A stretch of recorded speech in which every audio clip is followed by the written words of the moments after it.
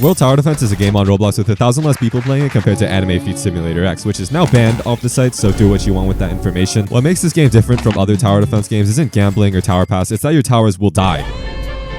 Joining the game brings you to Jeremy's Diner, where inside you'll see a couple NPCs. Of course, because I had Genshin Impact installed on my PC, we will not be interacting with them, and instead head into the 3 teleporters inside this establishment. It's kind of like the ticket blasters in Chuck E. Cheese, but instead of leaving with enough tickets to get one of those hover balls, you're actually just sent to the 7th layer. Unfortunately, because I have been slacking since, October, so 6 months, the modernization of restaurants have never been more apparent, and these fast travel tubes have been replaced by a play button. There's a bunch of random currencies, cosmetics that give buffs, trinkets. We're just gonna ignore absolutely everything because this isn't one of those videos that go in depth on everything in this game. I should never be a source of information. I'm just here to tell you how absolutely terrible I performed.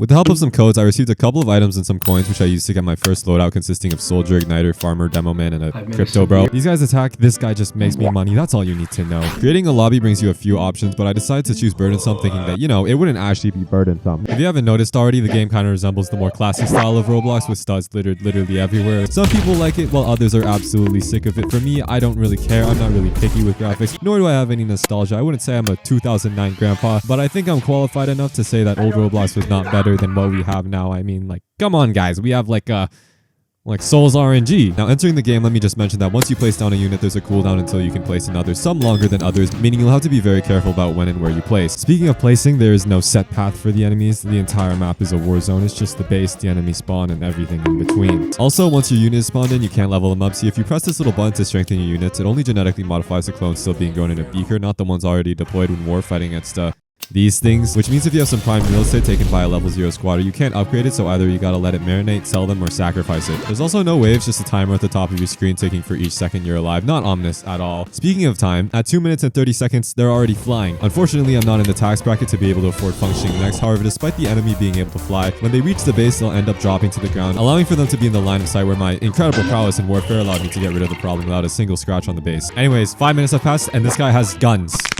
Guns! For my second attempt, I placed on a single soldier to start. Coincidentally, he was my final soldier. Now, I tried one more time before switching out the demo man for the outlaw, who generates money from dealing damage and also summons horses and stuff at higher levels, so that's pretty awesome. We need the fuel. Don't kill my... Would be more awesome if they could look up, but it's fine because I was able to push beyond my previous 3 attempts, where at 5 minutes and 50 seconds, we welcome the first boss of Burdensome mode, the Speedster.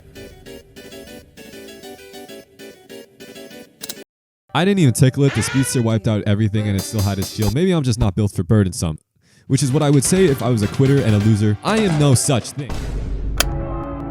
Welcome to Casual mode, a mode made for casuals. Here we have 2 new additions, Engineer and Wells Fargo. You may also notice that I have a scarf now, and it actually isn't purely cosmetic. You can obtain functional accessories that can completely change how your towers function and synergize with each other. Some towers remain in place while others move around, and this scarf that I received as a byproduct of redeeming codes stops some of these moving units from advancing and changes what they do. The Engineer in my loadout that would originally charge at a specified target, in this case build walls and robots, will now stay in place and create lanterns. Anyways, in casual mode, the first boss appears at 7 instead of 6 minutes, and the Speedster is replaced with the M Menace, an overall weaker enemy. However, despite this, there was no change in the outcome. Now, I retried, this time replacing the Outlaw with Soldier, the cheap starting unit obtained during the tutorial that I plan to keep at level 0 to use as a meat shield, while the Engineers did their damage, and this change was both the reason I was able to take down the M Menace and was the reason I lost. I was under the impression that I should maintain my soldiers at the lowest level to keep them as cheap as possible and invest elsewhere. However, it all went wrong 4 minutes after the death of the Menace. Another one spawned in, quickly followed by a stronger enemy named the Brute, which was dealt with at the cost of some casualties, but before I could rebuild, another one spawned in alongside another new enemy named the Executioner, which is all unimportant because I still had level 0 soldiers, not level 3, so they couldn't look up and deal with the floating enemies, meaning I didn't die to the barrage of new foes, but because all my units are deficient. After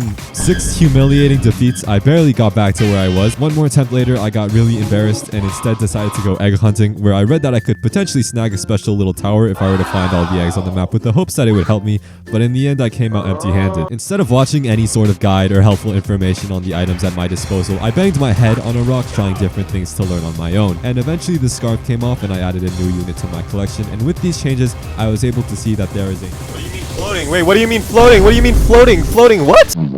Oh. After more incredible gameplay, I managed to defeat the wave of things, and a short while after, the final boss of Casual appeared, Conehead.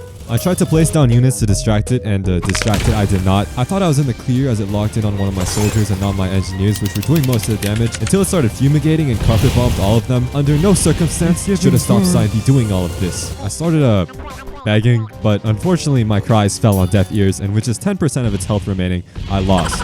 My later games, for some reason, instead of using the tried and true method that ensured I got to the end and just, play better than previously, I instead swapped my loadout and tried several other strategies, all fruitless. So fruitless that I started doing Burdensome again.